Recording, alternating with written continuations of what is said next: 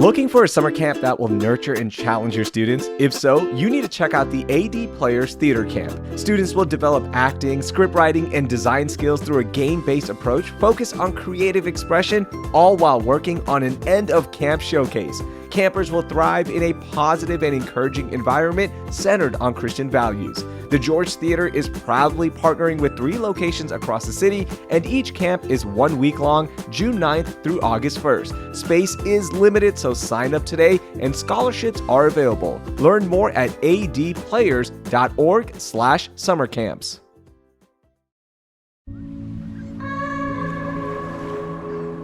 The Texas coast is special to me, and my family has made countless memories there. This spring, it's time for you to do the same in Port Aransas. It's a place where family traditions naturally unfold, and you'll find beauty in the island views while taking time to relax between adventures. Just one visit, and you'll see why generations of Texans have anchored their traditions to the island life. Start your new favorite family tradition in Port Aransas, Texas. Plan your visit to Houston's beach at visitportaransas.com.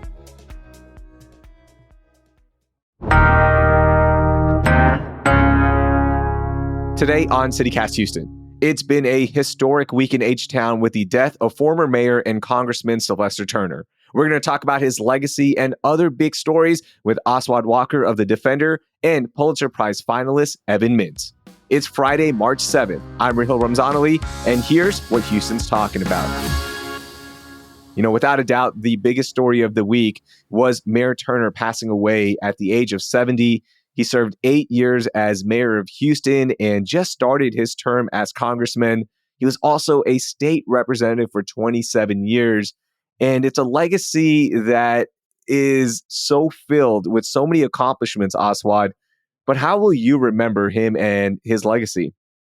So at The Defender this week, our entire paper is about the life and times, the legacy of Sylvester Turner. And we got an article on our website that talks about his impact as a state legislator, his biggest accomplishments as mayor.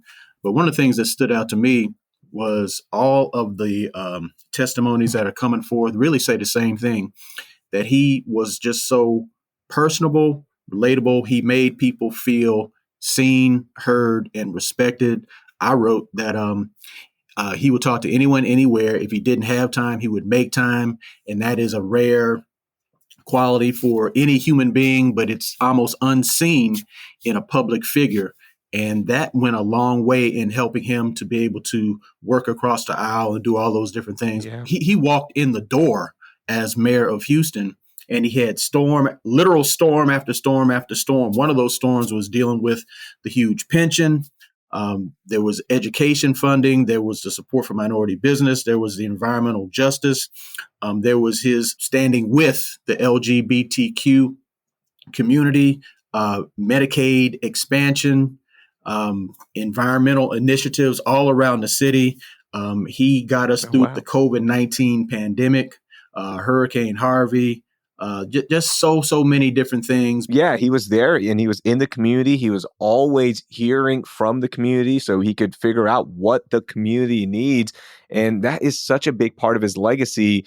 Before we reflect more on that, Evan, I want to get your thoughts. What will you remember Mayor Turner for? I mean, I've got to say, there's a strong argument to be made that Mayor Turner is the best mayor of my lifetime. And it really does come down to pension reform. The previous administrations had tried to pass it. He pulled it off during a particularly chaotic legislative year. He got Democrats and Republicans together to pass it to save pensions while also putting the city on a fiscally responsible path. And, sometimes I grind my jaw when I see self-proclaimed fiscal conservatives fail to give him the credit he deserves for that. It really was one of the singular best accomplishments of any mayor. And it's astounding, too, because it shows part of his larger skill set, which was growing his tent of supporters. I wrote about his reelection campaign for mayor for Texas Monthly Magazine, and I was struck by the number of civic leaders, business leaders I talked to who had supported Bill King in that first election and then came around to Sylvester Turner. And I asked, what was it? And they said, he reached out to us. He didn't have to, but he came, he showed up, He listened. And even if they didn't get 100% of what they wanted, because no one ever does, they could see in the way that the mayor dealt with issues, talked about them, that he took their comments to heart. And even after he left office, I still keep hearing these stories from people who were just so impressed with how he worked to try to get them on board and take their perspectives to heart. And there's this Abraham Lincoln line, if I have turned an enemy into a friend, have I not defeated him? And it really seemed like that's how Sylvester Turner did his work. And I think we could use a whole lot more of that in politics. Yeah, it's funny, at a time where the current mayor administration is getting a lot of feedback and criticism of not meeting with community groups and not hearing from a lot of people who have a lot at stake here in the city of Houston. And actually, Aswad, you joined us for that episode along with Air Alliance Houston.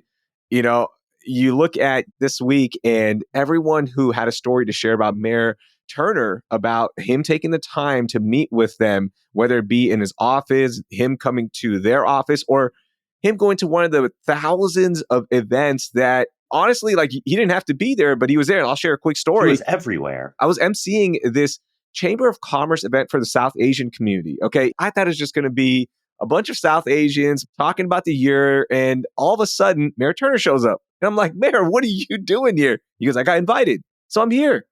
And he was there at everything, it felt like. And from politicians to media personalities to just everyday people and my normal friends, they all had pictures with Mayor Turner. Like, that's how involved he was in the community. When you said the South Asian community, I started laughing because one of my favorite pizza spots is Tasty Pizza off of Hillcroft. I'm not paid by them, but anyway, it's run by, the South Asian community. I go in there. There's a picture of Mayor Turner sitting in the restaurant eating Tasty Pizza. I mean, that was him. He was everywhere. Whether it was at Tasty Pizza, whether it's fundraisers and like downtown ballrooms, he was everywhere. He talked to everyone. I was at an event for one of my former coworkers. I think it was at like North Main Baptist Church. And Mayor Turner just shows up and starts going on and giving this great speech about my coworker who is retiring, as if like they'd been best friends for life. And it means something when you're the sort of politician who can do that. One of the things I appreciated most about Mayor Turner was he prioritized the Black press. And being a member of the Black press, we never see that. Folk take us for granted or just cast us off to the side. But he would often speak to us before he would speak to anyone else. And I just appreciated the fact that he gave time for the Black press. Well, and I want to stay on that because he also was such a huge advocate for underserved communities and Black communities, Hispanic communities, Asian communities, everybody, right? He was such a big proponent for them. I mean, he grew up in Acres Homes, right? Like he was that kid who made it. Just how much did he accomplish for all of these communities, Aswad? One of the things that he would mention every time he spoke was that he was born, raised, and still lived in the faux in Acres Homes. And that's an accomplishment in the fact that that's making a powerful statement. His statement was, you don't have to leave, after you become quote unquote successful or after you've, quote unquote made it. And that was one of the ideas that was the genesis for his Complete Communities initiative. He was like, why are we divesting in these communities? That's really making a hell of a negative statement about the people of those communities and those communities, that if they reach some level of educational, professional acumen or success, that they have to leave out of that community to get to a bank, to get to a grocery store. And so just that whole idea of being community proud was a hell of a statement. And I would list that as an accomplishment as well. I had some real disagreements with him on that. There's a lot of research showing the values of families with young kids moving into opportunity zones, higher income neighborhoods. There had been some programs in Houston to try to put affordable housing into these opportunity neighborhoods. And he shut some of those down after there was local pushback. And I wrote some pieces saying that I thought this was a bad idea. And he got pretty sharp with me about it. He really disagreed. But there are times when we did agree. There are times then when we are on the same wavelength. And he was the sort of person who, could disagree with you one day and then agree with you the next day, as long as that disagreement wasn't personal as long as it was about policy, as long as it was earnest. And, he was a guy who behind the scenes get pretty pissed off at people, but he did a really good job, I think, of separating that from how he acted in public and how he acted on camera. And I think there's something healthy about that. And was it because at the end of the day, whether you were agreeing or disagreeing with him, you always felt like he truly cared about his constituents, and that was his only goal, right? Mm-hmm. We tend to lose that, it feels like, with politicians nowadays, where it seems like it's more of an ego stroke. It's more about them becoming famous and having power. Mayor Turner, again, he had his shortcomings as well, but it always felt like he cared about the people he represented. No, I was arguing from, white papers and research. He was arguing from personal experience. And that's hard to argue with. Are there any shortcomings that you'll remember and how he challenged or tackled those? So, we've got quotes coming in left and right of remembrance, of celebration, all those things.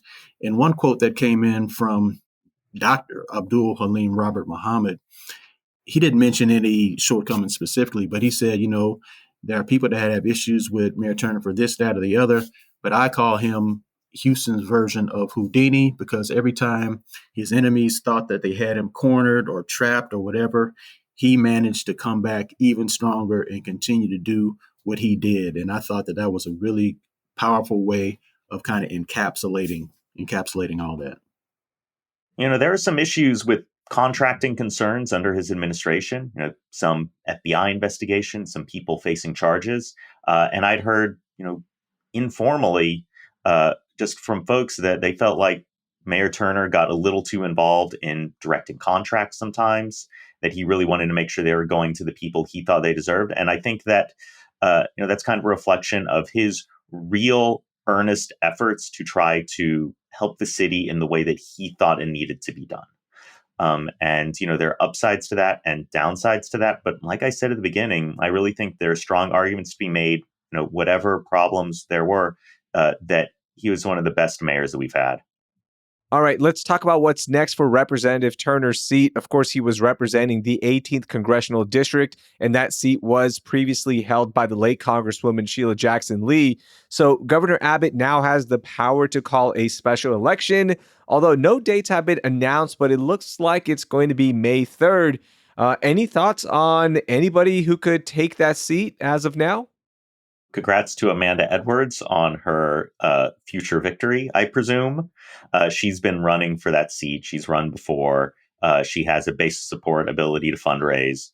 Someone else could always pop up, but I really feel like at this point it's hers to lose. She'd really have to mess up, or something weird would have to happen for somebody else to win this at this point.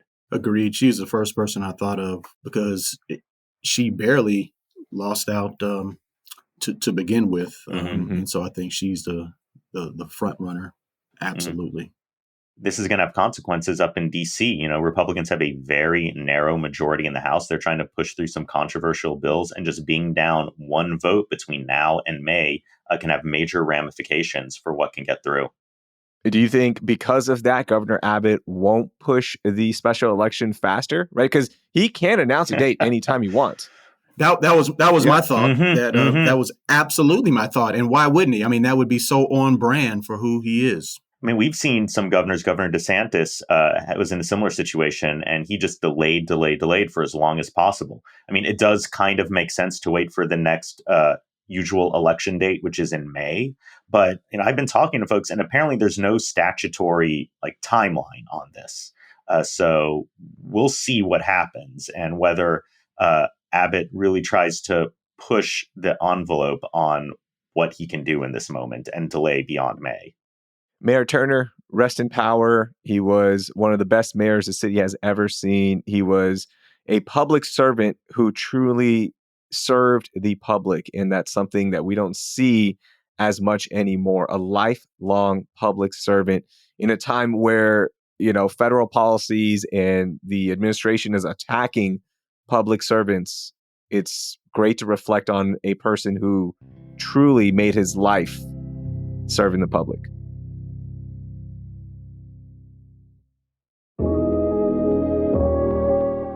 I love the Houston Livestock Show and Rodeo, but parking at the rodeo is a hassle. So here's a tip to make your trip there stress-free.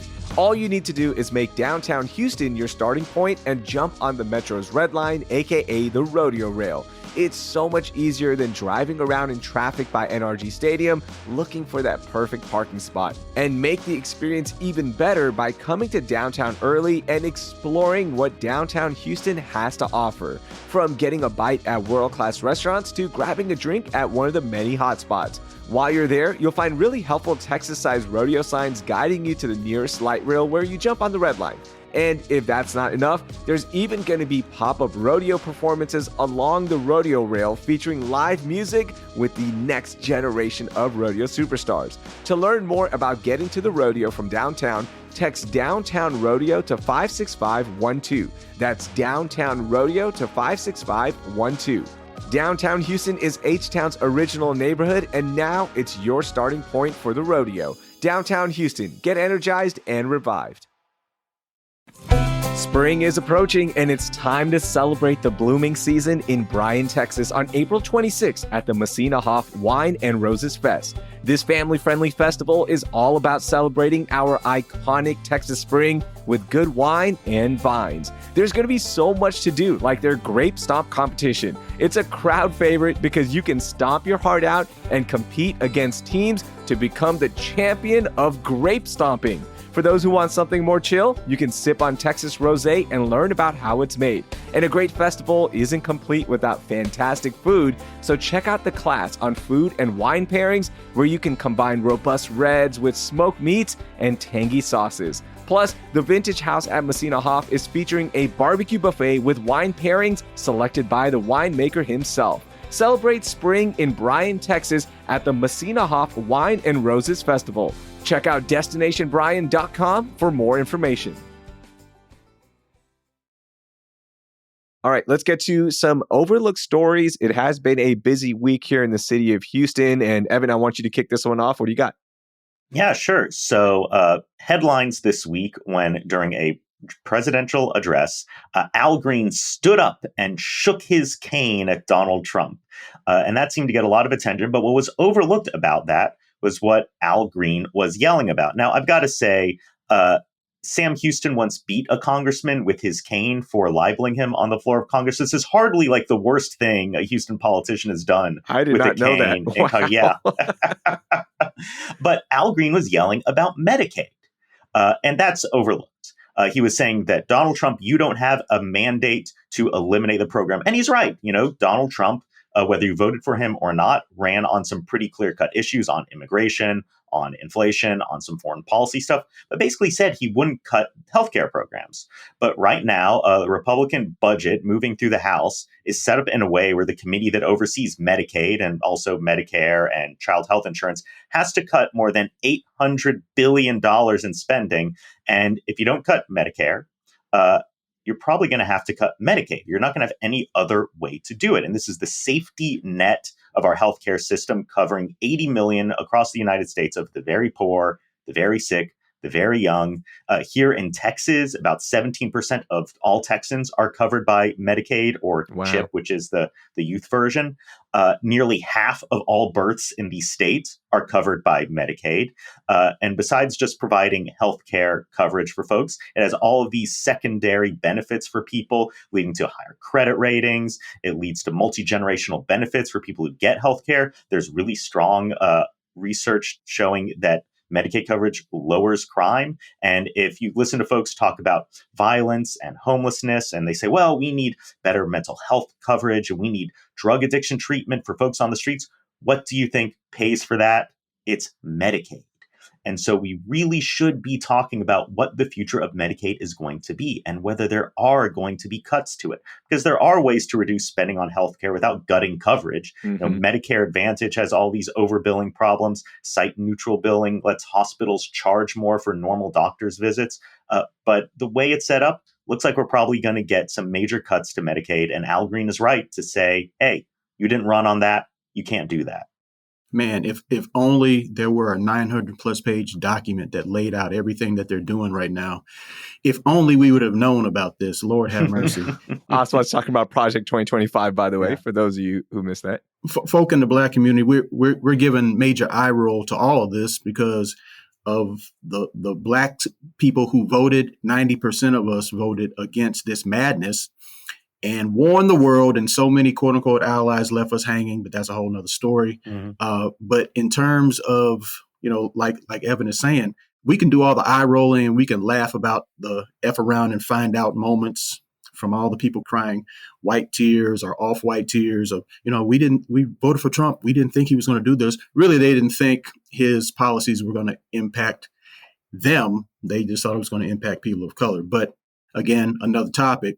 Even as we quote unquote hee-haw about other people messing around and finding out, it's still going to impact the Black and brown community even hardest. So Yes. Everything that Evan just laid out, all those impact Black people 2, 3, 4, 5 times worse. It's also going to impact rural communities that have white Americans as well. The folk who voted for this. It's not just a race thing anymore. This is an important thing for all Americans. We just got out of a meeting at the Defender. We were laughing because, we only wrote 11 million articles about this topic, trying to say, our vote really does matter come November. But Evan, thank you for breaking that down, because that was really critically important for folk to chew on that and to remind people that it wasn't just about Al Green standing up and shaking his cane. It was about what he was talking about. But also the undercurrent of that is, man, what's going on with these milquetoast Democrats who aren't standing up? That's the conversation that's also going on, especially in the Black community. That finally someone is standing up, and it seems like there's something in the water, because the only two that I really hear pushing back are Green and Dallas's Jasmine Crockett. And that's the thing with Al Green, when he was in front of Congress, as they were discussing, are they going to censure him? And they decided they will. Oh, no, you censored me. Oh, no. He was like, I'll do it again. What do you want me to do? Yes, I am actually trying to do something. I'm trying to be heard and represent my constituents again. And that was the big takeaway. I know a lot of people on social media made it into a meme and we all laughed, but Al Green's not backing down. There's a reason he did this. This wasn't just to get attention. Yeah, right. And constituents are really expecting the same from their elected officials, because the conversation has been, what are you doing? And then the elected officials say, well, we're outnumbered. There's nothing. He said, no, you need to be in the hallways. You need to be making a scene. You need to be doing whatever it takes to make sure that they know that we are not standing for this. And so, Al Green is being applauded. Just reminding folks that back when Republicans tried to repeal Obamacare, the ACA, some of the biggest pushback they got were from red state governors who really rely on those Medicaid dollars to balance their own budgets. There's a larger issue here that if you cut Medicaid funding, the folks who get hurt from it beyond the people who will not get healthcare coverage are going to be the legislators and the governors who suddenly are going to have major revenue streams denied to them. So, not to say there aren't ways to find better efficiencies, but you've got to look at how all of this fits together. And just saying, okay, we're going to have to cut $800 billion, you're going to have all of these first, second, third order consequences that it doesn't seem like people are considering. Lost this week as we were mourning the death of Mayor Turner, and Mayor Whitmire made many statements about Mayor Turner. He also told Shannon Ryan, our friend, who's an ABC 13 reporter, she got an exclusive from him that Mayor Whitmire is going to be announcing a hiring freeze that's going to pause filling positions for almost 5,000 citywide jobs. Public safety positions are still going to be filled, fire and police departments, of course, but all other positions will now stay vacant.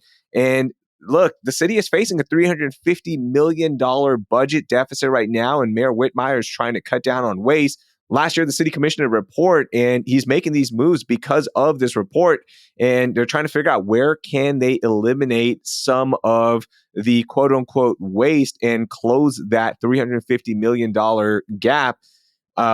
This was just kind of announced late in the week, and here we are. I don't know what happens. And I've already heard outcries from multiple departments saying, no, we really need these positions filled. Like, services are not going to be fulfilled. Now, all of this feels a little doji in a way, that you're trying to nickel and dime your way by finding efficiencies or waste within the systems of government. But if, you hear people's complaints about government, it's not that there are too many people. It's that it's not going fast enough. I need this permit approved. I want my garbage picked up. I want police on the streets. I want this stuff done. And the massive structural problems that we have with the municipal budget aren't going to be solved by fiddling with org charts. It's going to be gotten at by reducing long-term healthcare costs, by increasing long-term revenue streams, and by trying to get at the major issues facing the city. And I don't think any amount of these little nibbling is going to get you all the way there. What you kind of hope is that you have a system that says, okay, we are going to do some cuts in the city. It's going to be serious. It's going to be deep, but it needs to get done. And then after you do that, you say, okay, like, we did our side of reducing spending. Now, like, voters, we have to go the rest of the way by lifting the revenue cap and bringing in more tax dollars to close that gap. And you kind of hope you get that push and pull. But the time to have done that was like at the very beginning, when he first started talking about cuts, and we just haven't seen any of it happen. No, we haven't. And by the way, you mentioned Doge, like, this is inspired by Doge, which is the Department of Government Efficiency that Elon Musk, of course, has been running and cutting huge amounts of money from the federal government. Elon Musk, who won that by a landslide, by the way, who won that position by a landslide. Yes, yeah. President Trump's biggest donor. But they're not even cutting spending in major ways. They're just kind of firing people. But like, if you fire the people who run the IRS, then you're basically cutting your accounts receivable department. So you're not pulling in dollars. This announcement actually came after members of Whitmire's staff spoke at the first ever state Doge committee held inside the Capitol, by the way. So yeah, It was inspired by that.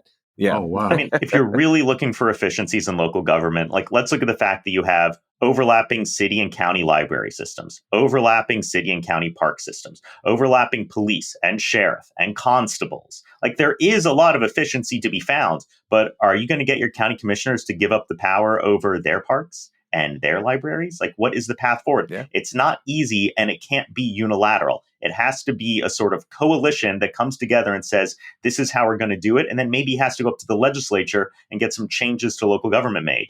But, the last time we had a mayor who could do something like that, it was Sylvester Turner, and he did it for pension reform.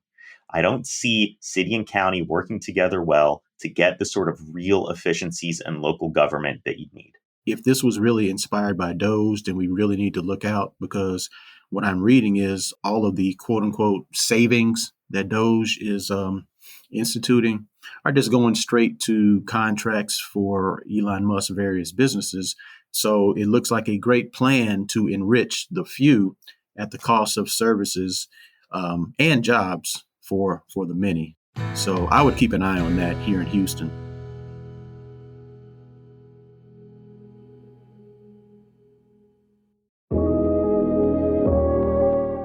I love the Houston Livestock Show and Rodeo, but parking at the rodeo is a hassle. So here's a tip to make your trip there stress-free.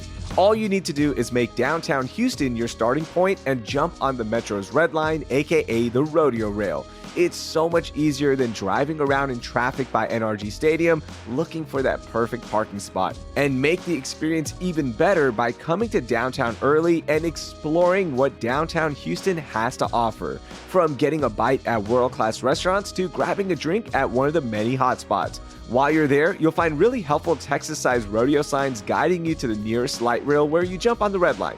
And if that's not enough, there's even going to be pop-up rodeo performances along the rodeo rail featuring live music with the next generation of rodeo superstars. To learn more about getting to the rodeo from downtown, text Downtown Rodeo to 56512. That's Downtown Rodeo to 56512. Downtown Houston is H-Town's original neighborhood, and now it's your starting point for the rodeo. Downtown Houston, get energized and revived. This episode is brought to you by Peacock. The new Peacock original documentary, Matthew Perry, A Hollywood Tragedy, dives deep into the beloved actor's rise to fame and his tragic death. 5 people, including Perry's personal assistant, 2 medical doctors, and an alleged Hollywood drug dealer known as the Ketamine Queen, were charged with conspiracy to illegally provide Perry with the ketamine. Explore the details of the case in this heartbreaking special, streaming now only on Peacock. All right, y'all, it is Friday. That means we are going to end CityCast Houston on a high note. Let's get our moment of joy. What made you happy this week, Aswad? Lord have mercy. It was difficult, but I'll say family. Crazy news week, but just being able to even amid that, take the time to sit down with my wife and us to watch Paradise and 0 Day and all the other things that we've been enjoying, and to, just to see my children, my 6 children, moving, growing. And it's definitely in a week where you lose somebody as important as Mayor Turner, to reflect on life and how fragile it is and how important it is to appreciate it, right? Because it can be gone in a moment. And it's just, it sucks that we always have to do this after somebody passes away, but it is something that comes out of death, is the appreciation. Yeah. Appreciating the fact that I could get on the phone or just get in the car and go visit my 87-year-old father, who just turned 87 this week. Wow. But I can also communicate with my children and see them mature and grow into young, responsible adults. That is beautiful. Evan, how about you? What was your moment of joy? My moment of joy this week was reading about how Amtrak wants to build high-speed rail between Houston and Dallas. Now, I had to get up to Dallas this week for work. I decided just to fly. It seemed like we got up there quick, but wind had the flight delayed by 6 hours. I could have driven up there in this time. Every single person I was talking to on that flight was saying, "Hey, did you see that headline about Amtrak wanting to build a high-speed rail? Wouldn't that be great? We wouldn't have to be on this flight. Wouldn't have to be in a bus or a car for 3, 4, 5 hours, depending on traffic." And so we've been here before. The private Texas Central Company tried to build it, and Texas lawmakers just got in their way. Say, Texas, just let them do their thing. Let them build the infrastructure. Pretend like it's a freeway. Pretend like they want to build a new freeway and you'll like it. But instead of a whole bunch of private cars on this road, it'll just be one car in a long, long line going really, really fast. Yeah. So I've been on the high-speed rail in France. I'm going to Japan this summer to ride on their high-speed rail. I wish I didn't have to go around the world to ride on high-speed rail. Just let us do it here in Texas. And plus, wouldn't it be great if Texas beat California at this? They're building their own high-speed rail system. It's taken them forever. Let's beat California. Texas, I know we can do it. And what other state really deserves to have a bullet train besides Texas? Come on, let's do it and connect all the big cities. Connect me to San Antonio, connect me to Austin. I just want to jump on the train and then have my friends or family pick me up from the train station and then let them drive me around all weekend. And then I jump back on the train because, I hate driving. All right. I hate driving those long stretches, especially Dallas. I cannot do that Dallas drive anymore. I'm getting too old. Never been on a train, but I would love to do that. I know that my dad has been talking about taking the train from here to Cincinnati instead of getting on a plane. But I would love to see that, but not holding my breath, hoping for it, but not holding my breath. Now, that's where you need a bullet train. From here to Cincinnati, that would drastically cut the train time because that is a long train ride for sure. It's a slog. My moment of joy is that we have that perfect spring weather this weekend. This is going to be one of the most beautiful weekends we see all year long. So please go out there and appreciate it, whether you're going to the livestock show and rodeo, if you're going to a park, you're going to one of the many festivals, which, by the way, if you need something to do, subscribe to our daily newsletter written by Brooke Lewis. She has a ton of events in there that you can check out throughout the city and surrounding areas. So enjoy it. This is going to be fun. We survived that cold winter, and now we get to appreciate this beautiful spring weather. I'm going to be outside all weekend long. I can't wait. This is going to be a great time. So enjoy it and come back refreshed on Monday because we are in that perfect time of year. Aswad, Evan, thank you so much for joining me today. Thank you. Chat with y'all next time. That was Aswad Walker, associate editor at The Defender, and Pulitzer Prize finalist Evan Mintz. All the stories we discussed are linked in our show notes. Hey, I want to personally invite every listener to our next event. We're holding a pregame mixer before the Rockets and Atlanta Hawks game on March 25th, and we have discounted tickets available with the link in our show notes, and that ticket is going to get you into the pregame mixer inside Toyota Center. The entire CityCast Houston team is going to be there, so we'd love to see you as well. Please come hang out with us. Again, that discount code is linked in our show notes. Also, here's a great way to kick off your weekend. Send this episode to 3 friends who want to be in the know about H-Town. This really is the best way for us to grow the show. You can also drop us a rating and review, and please subscribe to the podcast and our daily newsletter, Hey Houston, if you haven't already. Thanks. That will do it for this week here on CityCast Houston. Our producer is Carleon Jones. Our newsletter editors were Brooke Lewis and Adrian Gonzalez. Our executive producer is Laura Isensee, and I'm your host, Raheel Ramzanali. Our music is by the band All the Kimonos. We'll be back on Monday with a look at how one local Democrat is taking a stand against President Trump. Thank you for listening, and I hope you learned something new.